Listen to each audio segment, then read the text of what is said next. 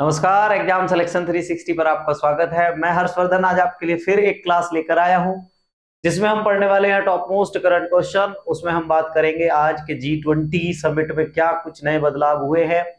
इसके अलावा क्या भारत ने एक और नई मिसाइल लॉन्च की है उसके बारे में, और बहुत सारी चीजें जो हम इस वीडियो में डिस्कस करने वाले हैं। अंतिम क्वेश्चन तक बने रहें। सबसे महत्वपूर्ण क्वेश्चन लास्ट के 5 क्वेश्चनों के बाद आपको मिलेंगे। तो सबसे पहले हम बात करते हैं आज के कुछ महत्वपूर्ण ऐतिहासिक तथ्यों की कि आज के ऐतिहासिक तथ्य क्या कह रहे हैं।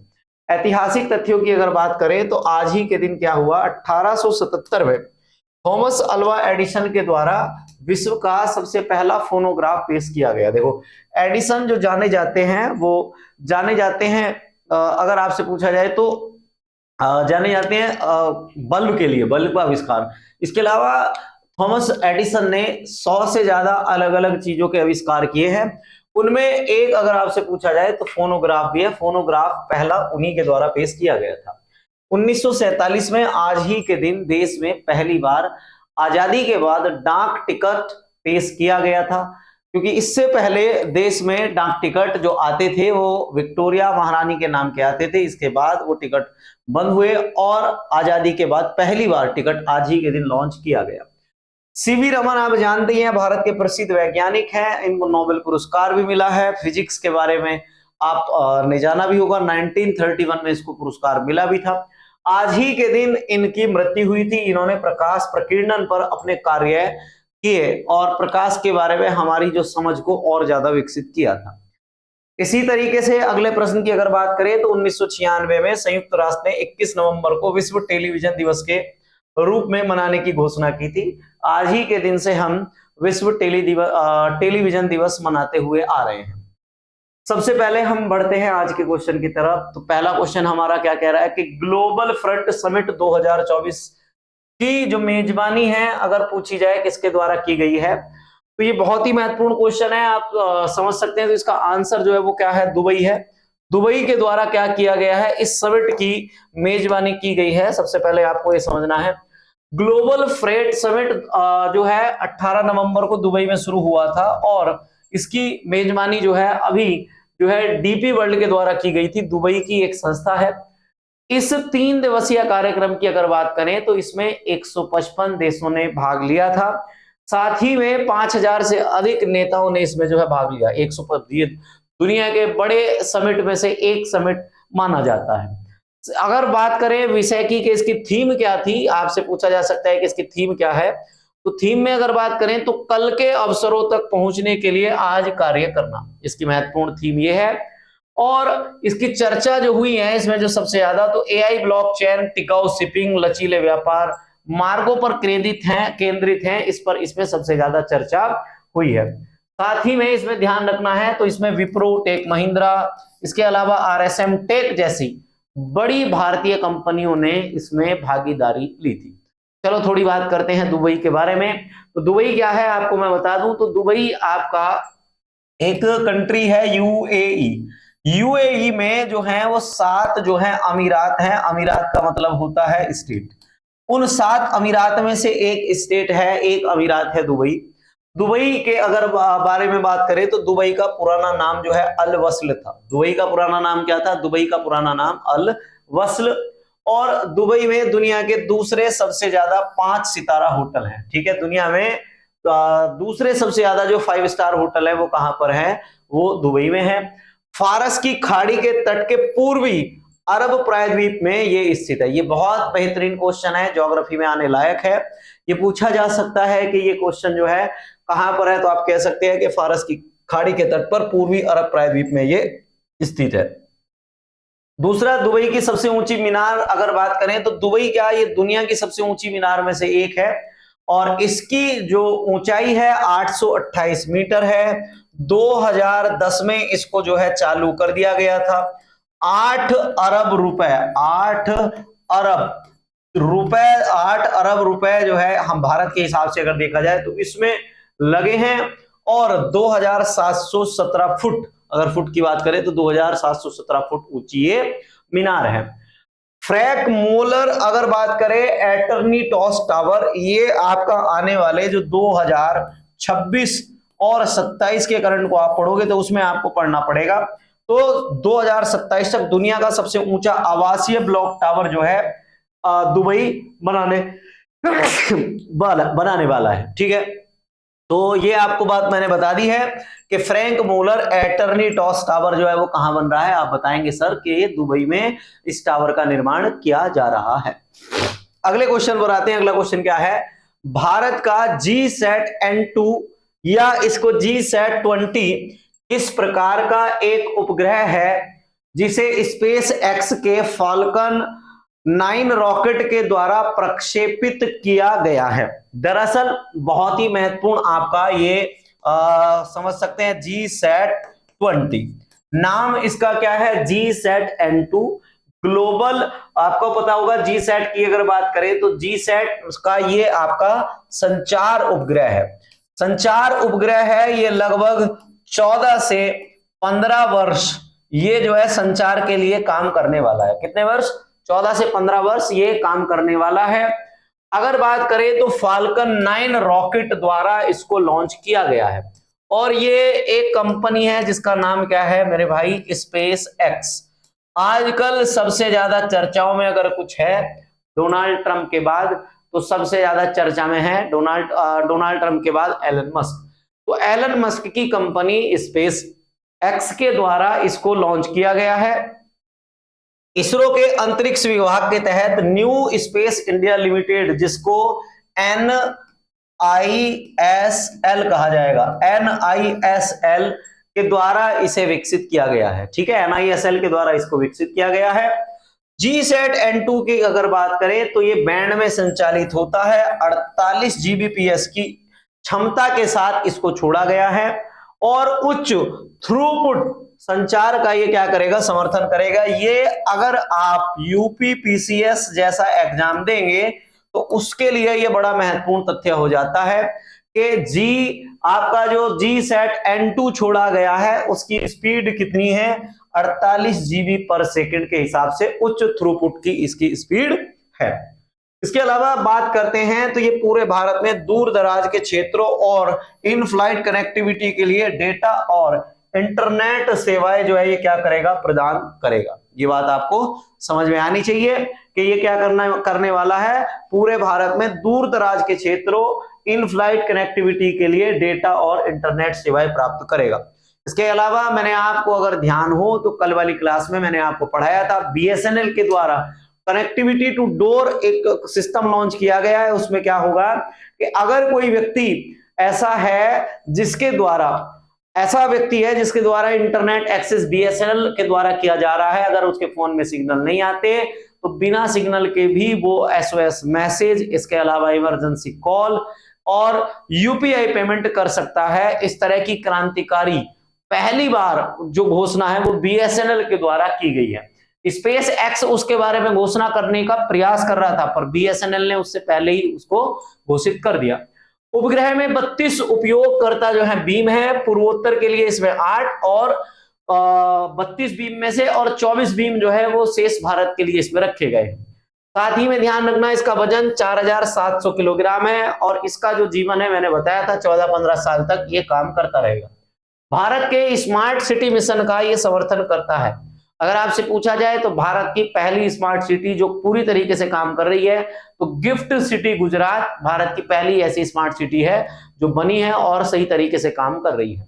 स्पेस एक्स की अगर बात करें तो इसकी स्थापना 2002 में एलन मस्क के द्वारा की गई थी और इसका अगर पूछा जाता है कि मुख्यालय कहां पर है तो आप बता सकते हैं कि इसका मुख्यालय कैलिफोर्निया में है। कहां पर है इसका मुख्यालय, कैलिफोर्निया में है। अगले क्वेश्चन पर बढ़ते हैं, बहुत ही बेहतरीन सा क्वेश्चन है। 19वां G20 नेताओं का शिखर सम्मेलन कहां आयोजित किया गया। आपको पता होगा कि 18वां G20 शिखर सम्मेलन भारत में आयोजित किया गया था। भारत ने मोटी धनराशि उस पर खर्च कर दी थी। अब की बार G20 समिट की अगर बात करें तो रियो डी जेनेरो, या आप इसको कई बार क्या कह सकते हैं, रियो डी जेनेरियो भी कह सकते हैं, जेनेरियो भी इसको कहा जा सकता है। तो यहां ये ब्राजील में क्या है, आयोजित किया गया है। अगर बात करें तो ब्राजील के राष्ट्रपति इनका नाम है लुइज इनासियो लूला दा सिल्वा। ठीक है, नाम आपको मैं दोबारा बता दे रहा हूं, नाम है इनका लुइज इनासियो लूला दा सिल्वा। उनके द्वारा इस कार्यक्रम का उद्घाटन किया गया और इसके अलावा मॉडर्न आर्ट म्यूजियम में G20 शिखर सम्मेलन का आयोजन किया गया। कहां पर? मॉडर्न आर्ट G20 शिखर सम्मेलन में इसका आयोजन किया गया। साथ ही में भारत की तरफ से अगर बात करें तो भारत की तरफ से इसमें भारत के प्रधानमंत्री नरेंद्र मोदी ने शिरकत की। साथ ही में अमेरिका के राष्ट्रपति जो बाइडेन, चीन के शी जिनपिंग सहित बहुत सारे व्यापार और जलवायु परिवर्तन और अंतरराष्ट्रीय सुरक्षा पर चर्चा हुई। इसमें अगर बात करें कुछ खास कार्य हुए तो पहला कार्य यह हुआ कि इसमें चीन से डायरेक्ट यूएसए के लिए फ्लाइट की मंजूरी दे दी गई। फ्लाइट की क्या कर दी गई? मंजूरी दे दी गई। ये पहली बार ऐसा हुआ कि जो बाइडेन है, अभी तो जनवरी तक जो राष्ट्रपति है जो बाइडेन ही बने रहेंगे, तो जो बाइडेन के द्वारा एक काम किया गया कि चीन से डायरेक्ट अमेरिका के लिए जो है फ्लाइट शुरू कर दी गई। इसका एक ये महत्वपूर्ण निर्णय निकला। इसके अलावा अगर और बात करें तो भारत और चीन के बीच जो युद्ध को लेकर समझौते हुए थे, उन युद्ध के समझौतों को और ज्यादा प्रगाढ़ मजबूत किया गया। भारत की सेनाएं पीछे हट रही हैं। अगले समय तक, अगले साल तक कुछ हम चाइना के साथ व्यापारिक समझौते भी और बढ़ाने वाले हैं। प्रधानमंत्री ने सामाजिक समावेश और भूख और गरीबी के खिलाफ लड़ाई पर शिखर सम्मेलन को संबोधित किया। मतलब प्रधानमंत्री का जो इस बार टारगेट रहा, उन्होंने गरीबी, भूख को लेकर जो है टारगेट किया। विशेषकर ऐसे क्षेत्रों में उन्होंने टारगेट किया जहां के लोग ज्यादातर भूखमरी का शिकार हो रहे हैं। अब की बार जो मैंने बताया भी है, हंगर इंडेक्स आया था 127 देशों के लिस्ट में, भारत का जो स्थान था वो 105वां था। ये काफी चिंताजनक बात थी, भारत ने उसको एक्सेप्ट भी नहीं किया था। उसके बाद बहुत सारे देश ये कह रहे थे कि भारत के ज्यादातर लोगों को पोषण वाला भोजन नहीं मिलता, इसलिए ये श्रेणी यहां दी गई है। अगली बात करें G20 की, तो G20 की 1999 में स्थापना की, यहां जो की गई थी एक घोषणा की गई थी, ये बात आपको समझना है। इसके अलावा G20 2008 में राष्ट्रीय अध्यक्ष सरकारों के लिए एक मंच बन गया। G20 ने लगातार काम करने शुरू किए। 19 देश, यूरोपीय संघ इसमें जो है शामिल है। इसके अलावा अब इसमें यह भी कहा जा रहा है कि साथ साथ में आपका जो अफ्रीकी संघ है, अफ्रीकी संघ भी इसमें शामिल आने वाले समय में हो जाएगा, क्योंकि G20 का जो शिखर सम्मेलन भारत में हुआ था उसमें अफ्रीकी संघ के नेताओं के द्वारा भी शिरकत की गई थी। इसके अलावा मैं आपको बता दूं तो संयुक्त राष्ट्र और विश्व बैंक जैसे विशेष इसमें आमंत्रित सदस्य रहे हैं। संयुक्त राष्ट्र भी इसमें गया और विश्व बैंक भी इसमें आमंत्रित सदस्यों के रूप में गया था। साथ ही में ध्यान करें तो G20 के फैसले नीतियों को प्रभावित करते हैं, लेकिन कानूनी रूप से बाध्यकारी नहीं है। मतलब यह है कि G20 के जो फैसले होंगे वो हमारे द्वारा जो नीतियां बनाई गई हैं उनको तो प्रभावित करेंगे, पर यह जरूरी नहीं है कि इसमें जो फैसला लिया गया उसको मानना ही मानना हो। अगर बात करें तो इसमें बहुत ही महत्वपूर्ण कार्य किया गया है, ये आपका पेपर में आने लायक पॉइंट है कि राष्ट्रपति लुइस इनासियो लूला दा सिल्वा के द्वारा एक जो है G20 शिखर सम्मेलन में भूख और गरीबी के खिलाफ वैश्विक गठबंधन की शुरुआत की गई। भूख और गरीबी के खिलाफ वैश्विक गठबंधन की क्या की गई? शुरुआत की गई। इस ऐतिहासिक पहल में 82 देश, 148 संस्थापक सदस्य शामिल रहे। आपको मैं बता दूं, ये क्वेश्चन कंफर्म आपके पेपर में आएगा। वो इस तरीके से पूछ सकता है कि वैश्विक जो है भूख और गरीबी के खिलाफ वैश्विक गठबंधन की शुरुआत कहां की गई? तो आंसर आ जाएगा ब्राजील, रियो डी जेनेरियो में। किसके द्वारा की गई? ब्राजील के राष्ट्रपति इनासियो लूला दा सिल्वा के द्वारा की गई। कितने संस्थापक देश रहे? 48 शामिल देश रहे आपके, अगर सॉरी संस्थापक देश रहे 82 और शामिल देश रहे 148। अगले प्रश्न की ओर बढ़ते हैं, बहुत ही बेहतरीन सा प्रश्न है। अगला प्रश्न क्या कह रहा है कि पूर्वी समुद्री गलियारा EMC भारत और रूस के किन दो शहरों को जोड़ता है? बहुत ही महत्वपूर्ण क्वेश्चन। अभी मैंने आपको बताया था कि गोवा में क्या हुआ था, रूस के गोवा में रूस के उप प्रधानमंत्री भारत आए थे और इसमें कुछ रक्षा समझौतों को लेकर बात की गई थी। इसमें जो है टारगेट रखा गया था कि भारत 2030 तक 100 बिलियन अमेरिकी डॉलर 100 बिलियन अमेरिकी डॉलर का व्यापार जो है भारत क्या करने वाला है, रूस के साथ टारगेट करने वाला है। तो इसमें चेन्नई से लेकर व्लादिवोस्तोक तक क्या की गई है, निर्धारित किया गया कि अब हम रूस के दो जो है एक पूर्वी समुद्री गलियारा जो है क्या करेंगे, स्थापित करेंगे। चेन्नई से व्लादिवोस्तोक तक पूर्वी समुद्री गलियारा अब चालू हो गया है। ये खाद्य और मशीनरी का क्या कर रहा है, परिवहन कर रहा है। ये ध्यान रखना, ये किसका, खाद्य पदार्थों का और मशीनरी का ये क्या करेगा, परिवहन करेगा। इसके अलावा अगर बात करें तो ईएमसी रूस के पूर्व तट के को दक्षिण से जोड़ता है। इसमें कार्गो पारगम्य समय 16 दिन तक कम हो जाएगा। मतलब जितना समय चेन्नई से रूस तक व्लादिवोस्तोक तक जाने में लग रहा था, अब वो समय 16 दिन क्या हो जाएगा, इसके शुरू होने के बाद कम हो जाएगा। और जितनी टोटल दूरी तय की जा रही थी वो टोटल दूरी में 40% इससे कमी आएगी। अब अगर इससे 40% कमी आएगी तो सीधी सी बात है कि हमारा जो प्रोडक्शन जो हो रहा था उस पर कॉस्ट ज्यादा खर्च हो रही थी, तो कॉस्ट ऑफ प्रोडक्शन अपने आप ऑटोमेटिकली क्या हो जाएगा, कम हो जाएगा। चीजें जो महंगी हो रही थी वो चीजें क्या हो जाएंगी, सस्ती हो जाएंगी। साथ ही में ध्यान रखेंगे तो मुंबई सेंट पीटर्सबर्ग मार्ग 8675 समुद्री मील तक फैला है। इसमें 40 दिन जो है यहां तक जाने में लगेंगे और अब जो है 16 दिन इसमें कम कर लो तो आप कह सकते हैं कि साहब इसमें केवल आपके 24 दिन जाने में लगेंगे। ठीक है। इसके अलावा बात करें तो चेन्नई व्लादिवोस्तोक मार्ग केवल 5647 समुद्री मील है, जिसकी किलोमीटर में लंबाई हो रही है 5608 किलोमीटर। ये जो है इससे क्या हो जाएगी, ये आपकी इतने किलोमीटर की इससे बचत हो जाएगी। और ईएमसी प्रमुख समुद्रों और जल डमरुओं के मध्य से होकर सॉरी ये बहुत सारे जल डमरुओं से होकर जो है क्या होगा, गुजरेगा। इसमें बहुत ही महत्वपूर्ण जो है चर्चा की जाएगी कि जितने भी जल डमरू हैं वो इसमें शामिल हो सकते हैं। ये बात आपको ध्यान रखना है। अगले क्वेश्चन पर बढ़ते हैं। अगला क्वेश्चन क्या कह रहा है कि संयुक्त सैन्य अभ्यास पूर्वी प्रहार का आयोजन किस राज्य में किया गया है। बहुत ही महत्वपूर्ण क्वेश्चन है, जरा इसको पढ़िए कि संयुक्त सैन्य अभ्यास पूर्वी प्रहार का आयोजन किस राज्य में किया गया है।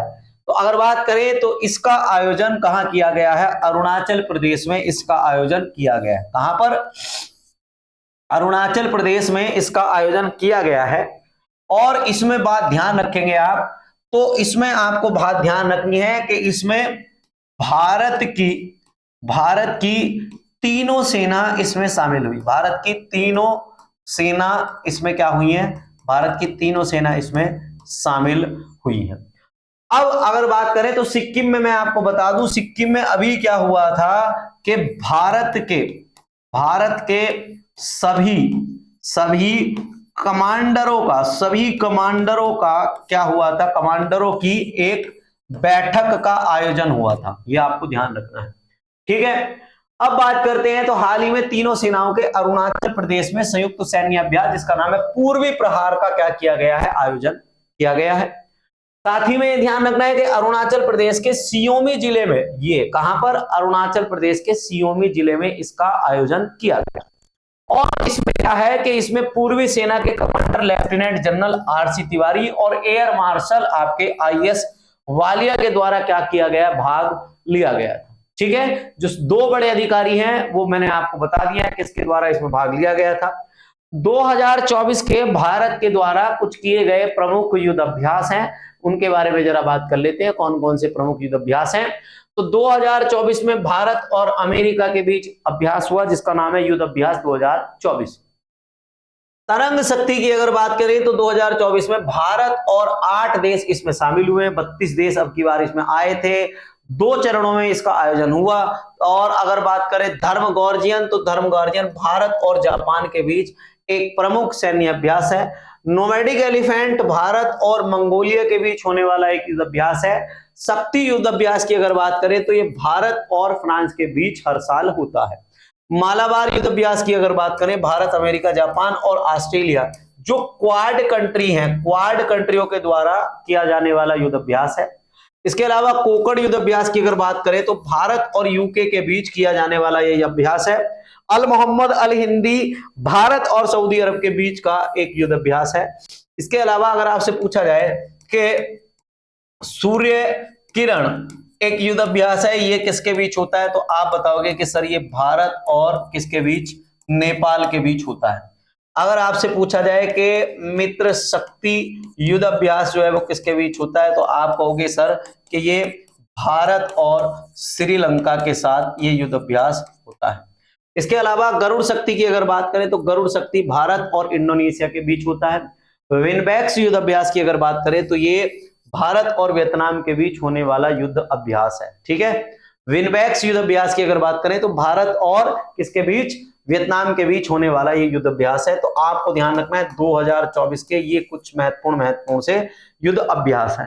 ठीक है, बहुत ही महत्वपूर्ण क्वेश्चन है ये, इस साल मैं कह रहा हूं मोस्ट नहीं है, ये आपके पेपर में रखा हुआ मिलेगा। और जिस दिन पेपर में रखा हुआ मिलेगा मैं ये क्लिप आपके सामने दिखाऊंगा कि मैंने कहा था कि ये क्वेश्चन आपकी परीक्षा में आएगा और ये परीक्षा में आया है। ये बिल्कुल एज इट इज ना है, तो इसके द्वारा जो आंकड़े बने हैं उनसे भी क्वेश्चन बन सकता है। मैं आपको सारी चीजें बताऊंगा, बस आप लाइक शेयर करते रहें और मेरे साथ जुड़े रहें। तो अगर बात करें तो देश के पहले खो खो विश्व कप की मेजबानी कौन करेगा, तो खो खो विश्व कप की मेजबानी भारत करेगा, पहली बात तो ये। अब खो खो की अगर बात करें तो नई दिल्ली के इंदिरा गांधी इंडोर स्टेडियम में पहले खो खो विश्व कप का आयोजन 13 से 19 जनवरी 2025 तक किया जाएगा। जनवरी महीने में ये जो है 6 दिन तक ये आपका विश्व कप चलने वाला है, पहली बात तो ये आपको ध्यान रखनी है। दूसरा, भारतीय ओलंपिक संघ और भारतीय खो खो महासंघ मिलकर इसका आयोजन कर रहे हैं, दूसरी बात ये। तो इसका कई बार पूछा जा सकता है आयोजक कौन है, तो आपको इसके आयोजक के बारे में क्या करना है, ध्यान रखना है। अगले बात करते हैं खो खो की। तो खो खो का जो जन्म स्थान माना जाता है, ये कहा जाता है कि पूरी दुनिया में सबसे पहले खो खो जो है पुणे में, भारत में क्या हुआ था, शुरू हुआ था। पुणे भारत में सबसे पहले खो खो जो है शुरू हुआ था। खेल के मैदान की अगर बात करें तो 27 बाई 16 मीटर का इसका खेल का मैदान होता है। और खिलाड़ियों की अगर बात करें तो यहां कितने खिलाड़ी होते हैं, 9 खिलाड़ी होते हैं। और 9 खिलाड़ियों में आप कह सकते हैं कि 3 इसमें क्या होते हैं, अतिरिक्त खिलाड़ी होते हैं। कितने, 3 अतिरिक्त इसमें खिलाड़ी होंगे।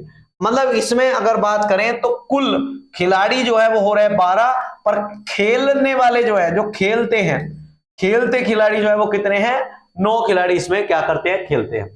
एक पारी का समय जो है इसमें 9 मिनट होता है। और मैच की अगर बात करें तो मैच में कुल अगर आपसे पूछा जाता है तो मैच में कुल जो है कितनी पारी, 4 पारियां होती हैं। मैच में कितनी पारियां होती हैं, मैच में 4 पारियां होती हैं। तो आप ये कह सकते हैं 9 चौक 36 मिनट का एक मैच बड़े आराम से हो जाएगा। 1914 में बाल गंगाधर तिलक ने पहली बार खो खो खेल के नियमों पर रूल बुक लिखी थी। यह बात आपको जाननी है, बहुत ही ज्यादा मोस्ट बात है कि खो खो खेल के जो रूल है उस रूल बुक को किसके द्वारा लिखा गया था, तो आप कह सकते हैं कि बाल गंगाधर तिलक के द्वारा खो खो खेल की रूल बुक को लिखा गया। अगले प्रश्न की तरफ बढ़ते हैं। तो हाल ही में ये भी आपका एक महत्वपूर्ण सवाल है, आपको ये भी पेपर में रखा हुआ मिलेगा, ये भी कंफर्म बात है।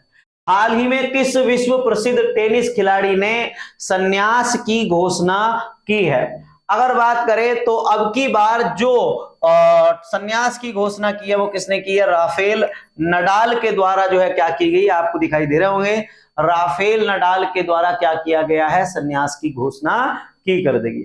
अगर बात करें तो राफेल नडाल स्पेन के खिलाड़ी हैं। 2024 में इन्होंने डेविस कप में क्या किया है, अपना अंतिम मैच खेला है।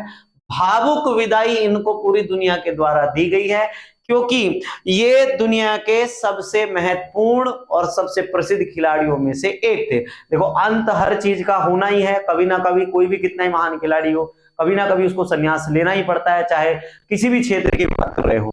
अगर बात करें तो इन्होंने 2 ऑस्ट्रेलियन ओपन खिताब 2009 और 2022 में जीत रखे हैं, विंबलडन खिताब 2008 और 2010 में जीत रखे हैं, 4 यूएस ओपन 2010, 13, 17 और 19 में इन्होंने जीत रखे हैं। और अगर बात करें तो करियर स्लैम की, अगर ग्रैंड स्लैम की, तो 2010 में इन्होंने अमेरिकी ओपन जीतने के बाद जो है ये हासिल किया। डेविस कप की अगर बात करें तो 2004, 8, 9 और 11 इसमें इन्होंने डेविस कप जीत रखे हैं। तो कितने महानतम खिलाड़ी हैं, कितने ग्रैंड स्लैम इन्होंने जीत रखे हैं? 22 ग्रैंड स्लैम जो है इनके द्वारा जो है जीते गए। पुरुषों में दूसरे सबसे ज्यादा ग्रैंड स्लैम जीतने वाले खिलाड़ी हैं।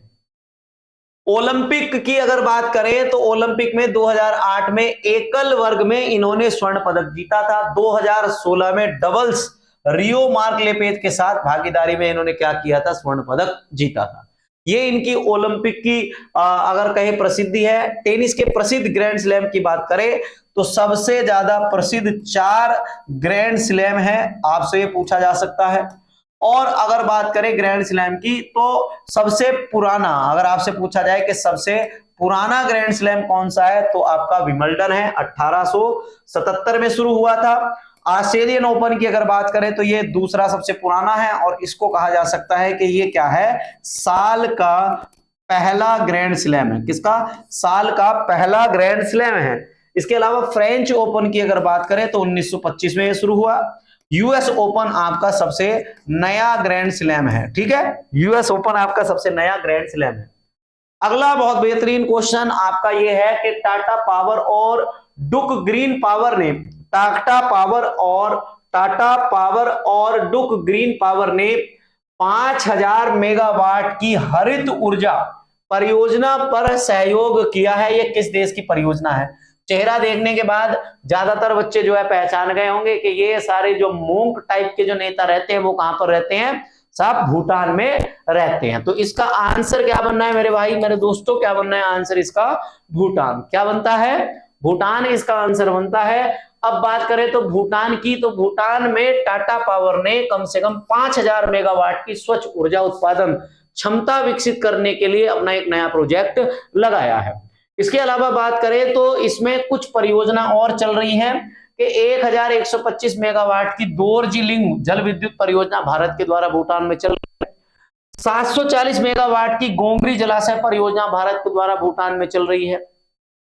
इसके अलावा बात करें तो 1800 मेगावाट की जेरी पंप स्टोरेज परियोजना यहां चल रही है और 364 मेगावाट की चमखारछू 4 परियोजना यहां पर चल रही है। इसके अलावा आपको जो ध्यान रखना है, ये ध्यान रखना है कि आपसे पूछा जा सकता है तो भूटान को लैंड ऑफ थंडरबोल्ट कहा जाता है। क्या कहा जाता है? लैंड ऑफ थंडरबोल्ट कहा जाता है। इसके अलावा यहां बात करें तो ये अपने यहां पर GNH green happiness nation GHN क्या करता है, ये GDP की जगह, ध्यान रखना कि GDP की जगह ये क्या करता है, GHN जारी करता है, GNH जारी करता है, ठीक। इसके अलावा भारत के पड़ोसी देशों की अगर बात करें तो पंचेश्वर बहुउद्देशीय परियोजना भारत और नेपाल के बीच चल रही है। सप्तकोशी बांध परियोजना भी भारत और नेपाल के साथ चल रही है। अभी मैंने आपको लास्ट कुछ समय पहले पढ़ाया भी था कि भारत, बांग्लादेश और नेपाल के बीच एक त्रिपक्षीय परियोजना को लेकर समझौता हुआ है कि बरसात के मौसम में भारत क्या किया करेगा, इन दोनों देशों को बिजली 40 मेगावाट बिजली दिया करेगा। सेकंड लास्ट क्वेश्चन है और क्वेश्चन ये कह रहा है कि संयुक्त राष्ट्र ने छत्तीसगढ़ के किस गांव को पर्यटन स्थल की सूची में शामिल किया है? तो अगर बात करें तो छत्तीसगढ़ का जो गांव है इसका नाम है धुड़मारस। ये आपको ध्यान रखना है, बस्तर गांव नहीं है, बस्तर एक क्या है, जिला है और इस जिले के अंदर ये गांव है जिसका नाम है धुड़मारस। धुड़मारस गांव को जो है शामिल किया है। छत्तीसगढ़ की अगर बात करें तो धुड़मारस मैंने आपको बता ही दिया है। इसके अलावा आपको ध्यान रखना है कि पर्यटन संगठन UNWTO अपने सर्वश्रेष्ठ पर्यटन गांव में जो है ये चुना गया है। दुनिया भर के 260 गांव में से इस गांव को सर्वश्रेष्ठ पर्यटन के रूप में इसको चुना गया है। ये कांगेर घाटी राष्ट्रीय उद्यान के भीतर है, ये आपको ध्यान रखना है, कांगेर घाटी राष्ट्रीय उद्यान के भीतर जो है ये बसा है। साल 2024 में पर्यटन मंत्रालय के द्वारा कुछ गांव जो है और शामिल किए गए हैं। कौन कौन से हैं? अरू गांव जम्मू कश्मीर का है जो सर्वश्रेष्ठ पर्यटन गांवों की सूची में शामिल किया गया है। एक आपका कुतलूर है जो कर्नाटक में है। इसके अलावा एक है जखोल उत्तराखंड में। दुधानी दादर और नगर हवेली में, दमन और दीव और दादर हवेली में है ये दुधानी गांव।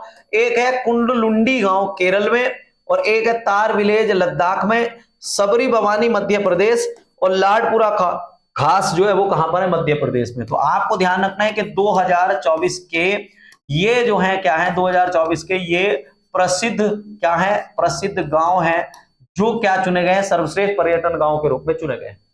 आज का एक बहुत बेहतरीन क्वेश्चन जो सबसे लास्ट में है, और क्वेश्चन क्या कह रहा है कि भारत की बेरोजगारी दर दूसरी तिमाही में घटकर कितनी रह गई है? तो हमारी अगर बात करें तो ये पहली तिमाही में अगर बात करें तो पहली तिमाही में जो थी हमारी बेरोजगारी दर वो 6.6% थी। अब बढ़कर जो है वो कितनी रह गई है अगर आपसे पूछा जाए तो, सॉरी, घटकर कितनी रह गई है? 6.4 रह गई है। कितनी रह गई है मेरे भाई? 6.4 ये बेरोजगारी दर घटकर रह गई है।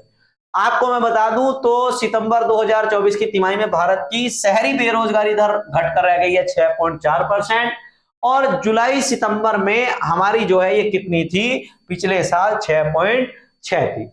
अगर बात करें तो विश्व श्रमिक दिवस आपका कब मनाया जाता है? 1 जुलाई को। अब श्रमिकों के बारे में बात करते हैं तो शहरों में बेरोजगारी दर कितनी है? 6.4%। कितने परसेंट?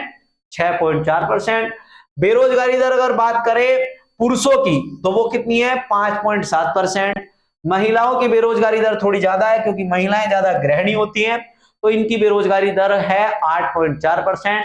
और श्रम बल भागीदार दल अगर LFPR की बात करें तो ये कितनी है आपकी?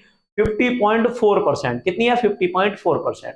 साथ ही में महिला LFPR की बात करें तो ये 25.5% है।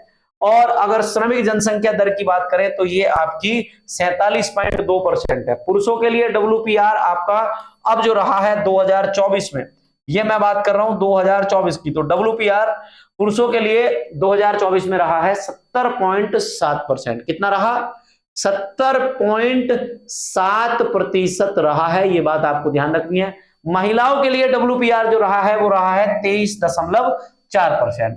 हमने आज ये बेरोजगारी का क्वेश्चन जो देखा है, आपको इसमें से मैं ये कह रहा हूं कि जब आप NTPC का जो नवंबर वाला पेपर देने जाओगे तो उस नवंबर वाले पेपर में इस बेरोजगारी दर के आंकड़े से कहीं ना कहीं क्वेश्चन आपको रखा हुआ मिलेगा। कंफर्मेशन ये बात है। क्लियर है? समझ में आ गई बात?